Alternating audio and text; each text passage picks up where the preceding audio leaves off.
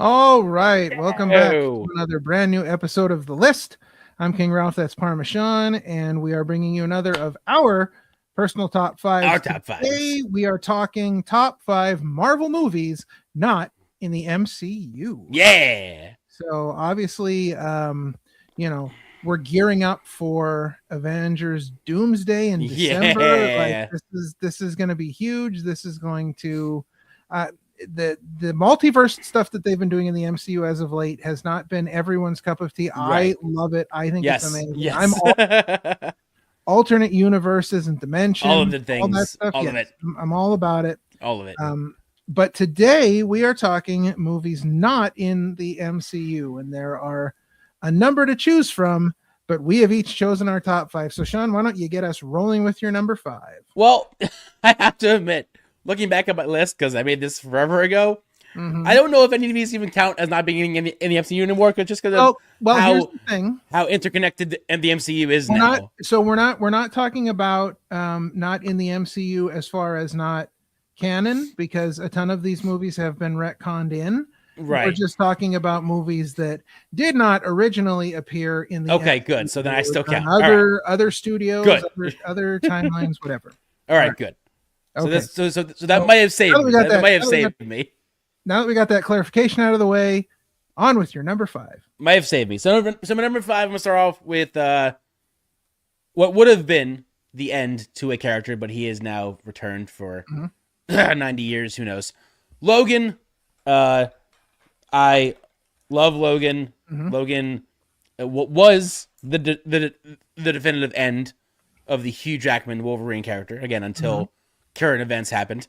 I thought it was a beautiful way, the way that they ended that version of this character with him and X-23 and Xavier, the older Xavier. I just loved all of that and how we really see Old Man Logan in like true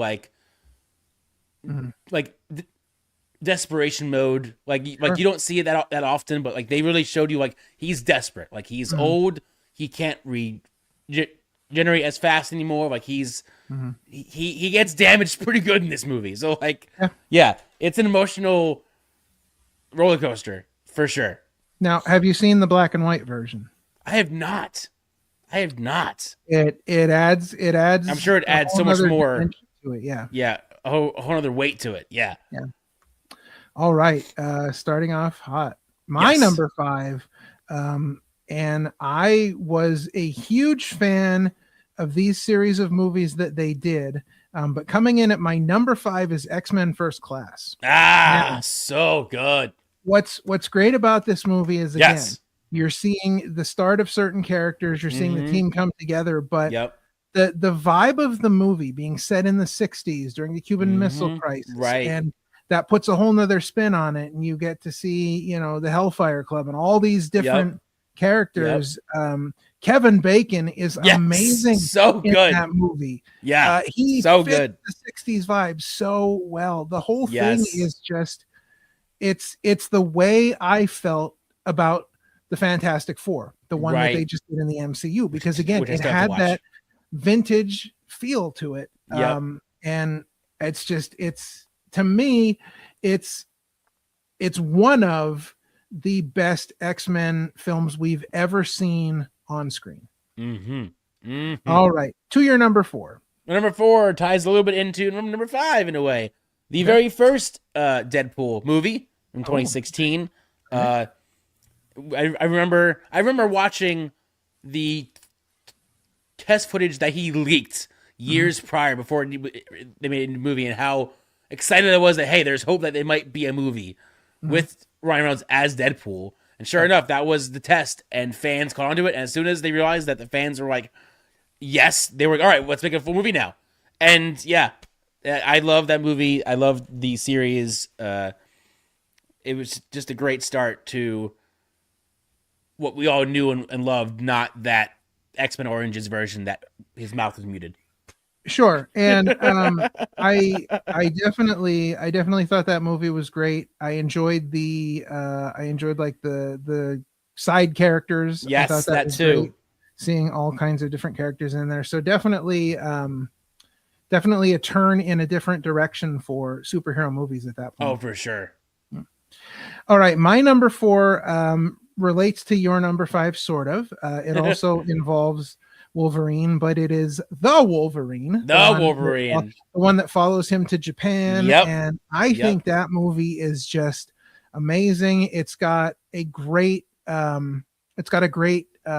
post-credit scene that relates to another X-Men movie that if you didn't really, a lot of people didn't really see the Wolverine because you know, the kind of mixed reviews, and I thought it was amazing. I loved it. I love the whole story of him in Japan, and it's just it's a great companion piece to everything else we've seen about Wolverine. Right. Absolutely. All right, that brings you to your number 3. Number 3, it might have been higher on this for others, but for me, it's at at least made the top 3. And that's Marvel's Spider-Man 2.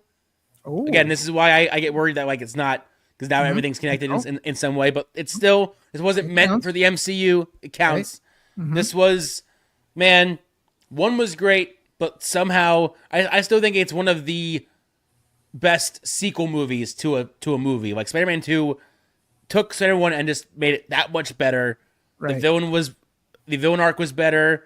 This just everything about it was just amplified to the next level, and it made that one stand out more than the first one, which is what you want in a sequel.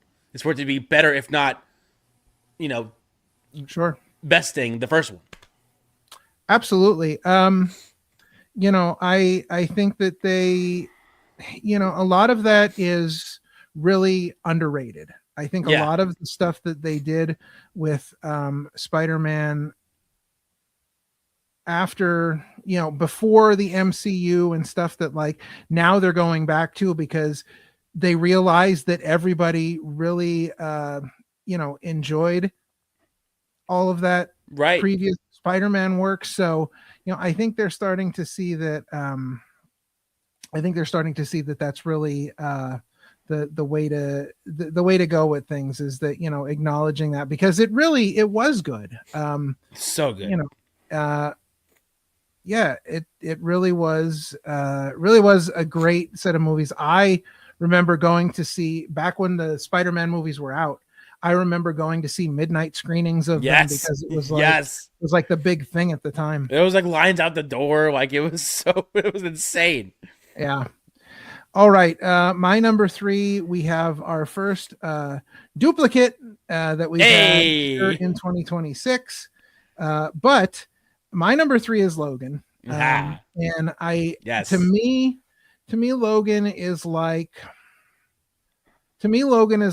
Rocky Balboa. Okay. After Rocky 5. Right. Yes. They came back all those years later, because here you have somebody who was in his prime and is learning about life not in his prime, and not being able to do the things he used to do. And him training Creed's son is sort of like Logan in X-23. Like it's got this whole vibe for me. And even if it gets retconned, even if they show different versions of Hugh Jackman's Wolverine from other universes, this will always be the way that, this timeline's Logan that we know of. It is his end, and it was meant to be an ending. It was meant to be this, epic ending for a character that has so much happened. So Logan clocks in at my number 3. All right. Your number 2.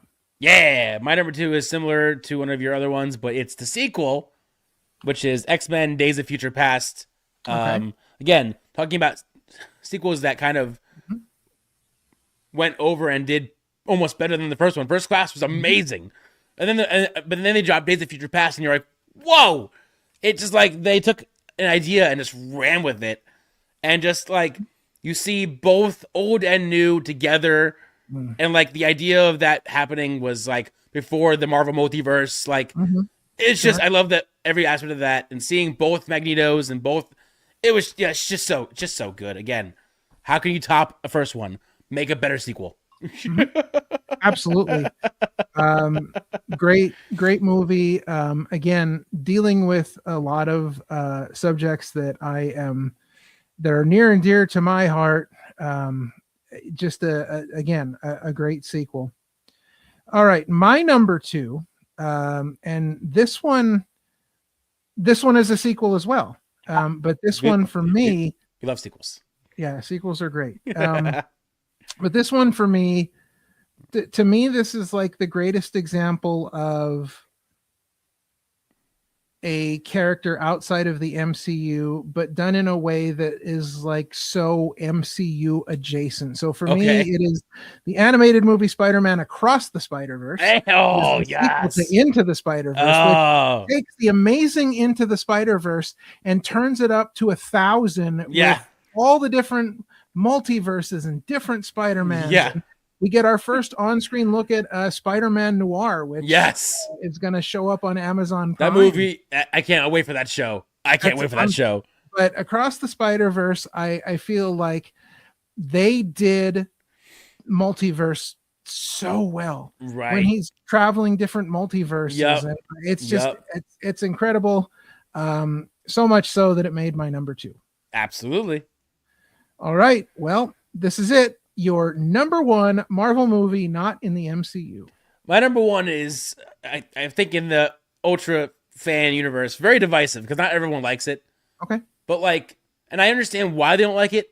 But for me, I grew up with it, and it was the first movie of my favorite comic book coming to the big screen, and I loved it.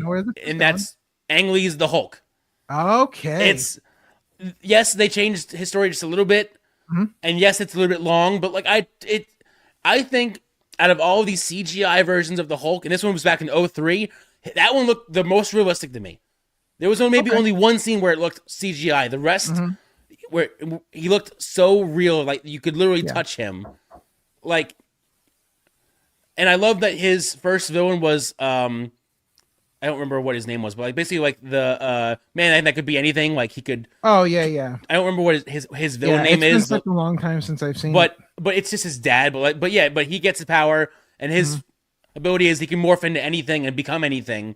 Mm-hmm. And their villain fight at the end, where he's beating up water and rocks and because he can be anything. It's just the coolest, to me, villain fight scene in a movie. And such a creative fight scene because you don't know how he can beat him.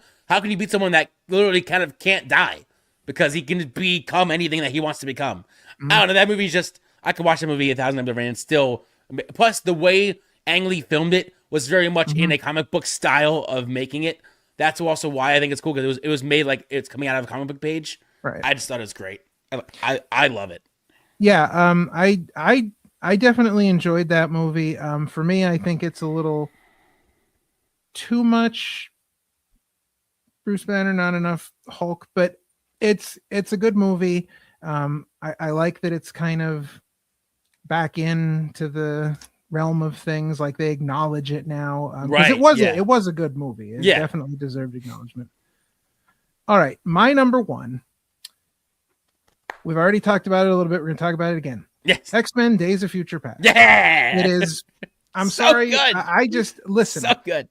The time travel aspects, and actually there is and you need to hunt this down if you have not seen it, and we will watch this at some point, but there is a rogue cut of X-Men Days of Future Past. That's right. It is That's right. On Blu-ray. Yes. And it puts back in the original idea, because in the first X-Men Days of Future Past, the one that went to theaters, right, it's Kitty Pryde that's doing all the time travel stuff. Right.